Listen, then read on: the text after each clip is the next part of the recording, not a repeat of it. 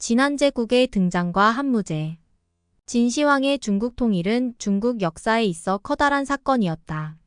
화, 은, 주 시기까지는 국가는 황하중하류의 중심지를 두고 주변에 영향력을 끼치는 정도였고, 춘추시대와 전국시대는 각 제후국의 영역이 확대되었지만 동시에 그 지역 문화와 일체화되던 시기였다. 이러한 점에서 진시황의 중국 통일은 주나라 시기의 권위회복 또는 권력 승계가 아닌 새로운 시기의 도래로 봐야 한다. 진제국은 자신의 통치 방식을 점령한 땅에 이식하여 통치하였다는 점에서 진정한 의미의 제국으로 이해할 수 있다. 그러나 진나라는 무리한 토목공사와 엄격한 법, 집행 등의 사회불만 세력이 속출하고 내실이 다져지지 않은 채 급속한 통합을 이루었기에 사회가 위태로웠다. 진시황 사후 제국은 급속하게 무너져 내렸고 옛 제후국의 후예들이 나타나 새롭게 패자를 가렸다. 결국 초나라의 후예 항우와 한나라의 유방을 주축으로 하는 두 나라가 나타나 패권을 쥐기 위해 경쟁하였고 결국 한의 유방이 새로운 중국의 황제가 되었다. 한나라는 한 고조 유방 이후 7대 한무제 때에 이르러 군사적 팽창을 시작한다. 한무제는 대대적인 군사행동으로 한 제국의 영역을 넓혀 명실상부한 제국적 위용을 갖추었다.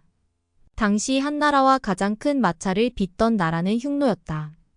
흉노는 오르도스 지역에서 유목과 약탈을 하며 생활하는 민족이었는데 진시황이 통일 이후 이들을 황하 북쪽으로 몰아냈다.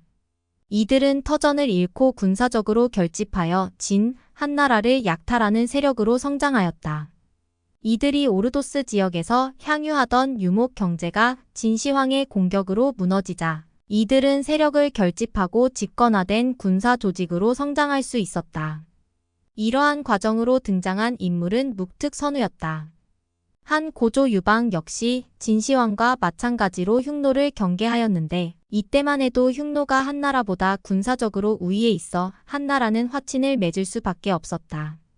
그러나 흉노는 계속해서 한나라의 변경지역을 공략하여 약탈을 자행하였고 그때마다 한나라는 계속 끌려다닐 수밖에 없었다.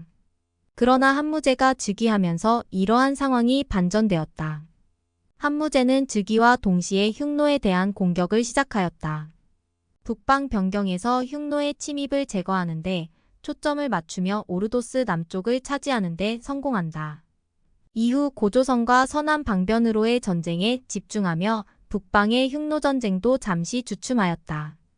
이후 흉노의 근거지인 서역지방을 점거하기도 했으나 결국 흉노를 완전히 복속시키는 데는 실패한다. 그러나 흉노의 내분으로 호하냐 선우가 한에 항복하면서 한과 흉노의 전쟁도 일단락되었다. 한무제의 침략 전쟁은 흉노에 국한되지 않고 한나라 주변 국가들에 대해 각 방면으로 진행되었다. 남으로는 남월이 황제를 칭했고 동쪽의 고조선도 왕을 칭하며 한과 외교적 마찰을 빚었다. 서남쪽에서는 야랑전 등이 독자적 세계를 구축했다.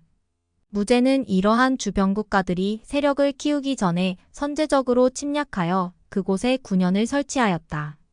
한 제국은 조공무역 체제를 정비하여 자신의 권위를 세우고 그 대가로 주변 국가에 대해 이익을 보장해 주었다.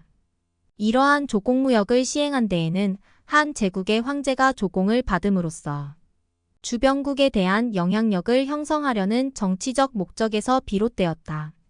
군사행동과 같은 강압적 조치와 함께 조공무역을 통한 경제적 이익을 동시에 제공하여 주변국들을 한 제국의 세력권 안에 두고자 했다.